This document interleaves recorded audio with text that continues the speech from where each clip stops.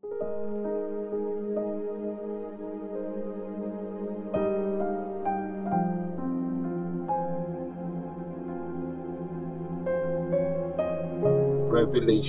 chapter 6.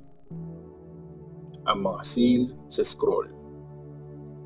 Pagkatapos nun, nakita ko na inalis ng tupa yung una doon sa 7 seal, at narinig ko nagsalita yung isa sa 4 na buhay na nilalang.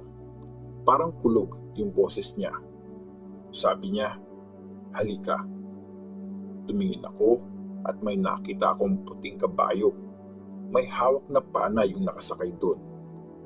Binigyan siya ng korona at umalis siya para patuloy pang manakop. Tapos, inalis ng tupa yung pangalawang seal at narinig ko yung pangalawang buhay nilalang. Sabi niya, "Halika." May lumabas na isa pang kabayo. Kulay pula naman. Pinayagan yung nakasakay sa kabayo na magdala ng giyera sa mundo para magpatayan ang mga tao. Binigyan din siya ng malaking espada. Pagkatapos nun, inalis ng tupa yung pangatlong seal at narinig ko yung pangatlong buhay na nilalang. Sabi niya, "Halika." Pagtingin ko, may nakita akong itim na kabayo at may hawak na timbangan yung nakasakay doon. May narinig akong boses galing doon sa may 4 na buhay na nilalang. Sabi, 1 kilong wheat lang ang mabibili na maghapong sahod at 3 kilong harinang barley lang sa ganon ding presyo. Pero huwag mong sirain ang olive oil at ang wine. Tapos, inalis ng tupa yung pang-4 na seal at narinig ko yung pang-4 na buhay na nilalang. Sabi niya, "Halika." Tumingin ako at merong maputlang kabayo. Ang pangalan na nakasakay sa kanya ay Kamatayan at nakasunod sa kanya ang mundo ng mga patay. Binigyan sila ng authority para patayin sa giyera, tagutom, sakit at mababangis na hayop ang 1/4 ng mga tao sa mundo. Inalis ng tupa yung panlimang seal. Nakita ko sa ilalim ng altar yung mga kaluluwa ng mga taong pinatay kasi pinreach nila ang salita ng Diyos at naging tapat sila sa pagsasabing totoo nga yun.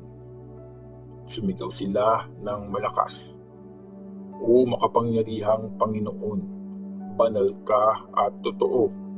Hanggang kailan pa ba bago mo i-judge at paparusahan ang mga tao sa mundo na pumatay sa amin?" Binigyan sila ng tig-isang puting robe at sinabihan na magpahinga pa ng konti hanggang sa makumpleto yung bilang ng mga kapatid nila na kaparehas nilang nagsaserve na papatayin ding kagaya nila. Inalis ng tupa yung pang-6 na seal. Tumingin ako.